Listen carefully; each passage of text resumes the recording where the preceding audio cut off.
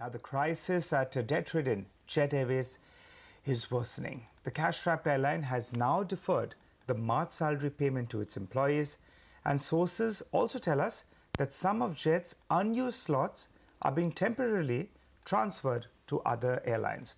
Anu Sharma has been on top of the story with all the details. She's joining in to tell us about both these two developments and also to tell us about the lenders' meeting on interim funding plan later today. Hi Anu, good morning. Fill us in. Hi, good morning. So yesterday we got to know that JetAirways had deferred payment of March salaries to its employees, around 16,000 employees, because it said that it is working on finalizing a resolution plan, and given the complexities of such processes, it is taking the company longer than expected. Then after that, we understand that the CEO of the company, Vinay Dubey, met the engineers body of JetAirways, and the engineers demanded payment of their pending salaries. And Vinay Dubey has actually told the engineers that the documentation procedure of the resolution plan is at a final stage, and they were told that by end of Wednesday, which was April 3rd, the documentation work was supposed to be completed. So we understand that ahead of lenders' meeting, which is set to be held in Delhi today, the documentation work is probably complete, and now they are waiting for that interim funding of 1,500 crores to come in, or some part of that to come in for the survival of the airline. Now, simultaneously, we also learned that some of the slots, the unused slots of JetAirways at six metro airports, they have been transferred to other domestic carriers because this was the plan of the ministry and also the airport operators. Around 150 flight movements have been affected at Delhi because of the situation at JetAirways, and also because of the groundings that took place of Boeing MAX planes. So around 4 to 5 slots have been offered to Indigo, and 6 to 7 slots have been offered to SpiceJet at Delhi Airport. But remember, these slots have been transferred to these two airlines for an interim period.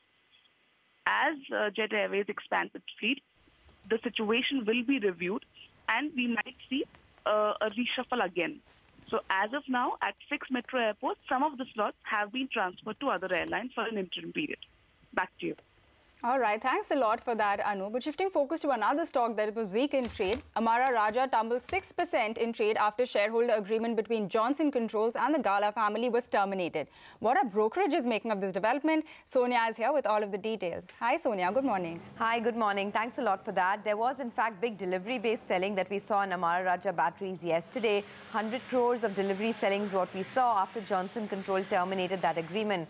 Edelweiss has downgraded the stock to a hold. They say that there are now uncertainties over who the new partner, technological partner will be, whether it will be on products or on processes. That uncertainty remains large over the stock. However, they also say that, they have revised the PE downwards. They say that Amara Raja doesn't deserve to trade at such a high premium. Remember, it's currently trading at around 22 times FY20. They've revised that downwards from 22 times to 18 times with a target price of 687. Morgan Stanley has written a note where they say that there's no impact on the business as such because Amara Raja has fully absorbed all the critical technologies from Johnson Control over the last many years. Amara is now free to find a new partner for technology. There's still a bit of uncertainty around what happens with Johnson Control's 24% stake. They did reach out to the management, and the management indicated that Johnson Control will be selling their 24% stake to Brookfield. Remember, Johnson Control in November of 2018 had come out with a release saying that they will sell their entire power solutions business for $13 billion to Brookfield. So they will be selling this 24% stake as well. They say that the higher stake of the Gala family ensures that they would still have control of Amara Raja. So yes, there are some uncertainties and downgrades coming in from certain brokerages like Edelweiss. Okay, Sonia, thanks so much for that. Well, that stock will be in focus yet again in today's trading session. Well, let's slip into a short break. As we do that, we leave you with some what bankers are making and what are they expecting from the Reserve Bank of India today. I expect a 25 basis points cut in April, but I don't think that will be the end, in my view, of the rate cut cycle, because if inflationary expectations continue to remain low, and with the 10-year GSEC being where it is, real interest rates are extremely high. And therefore, over a period of the next 3-4 months, I think RBI may continue to look at the possibility of further rate cuts. I think the rates are going down, and it will only be natural that transmission will happen. Of course, there's a new experiment with the benchmarking rate, external benchmarking rate. But irrespective of that, I think rates will certainly move down, and this trigger of another 25 basis points maybe in the April policy probably will hasten the process.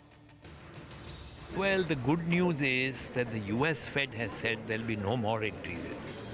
That is a good news for India.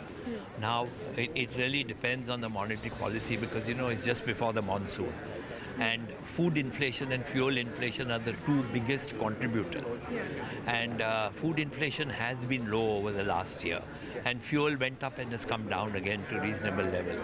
So it depends what the monetary policy waits for the monsoon and takes a call after the monsoon or takes a call this week.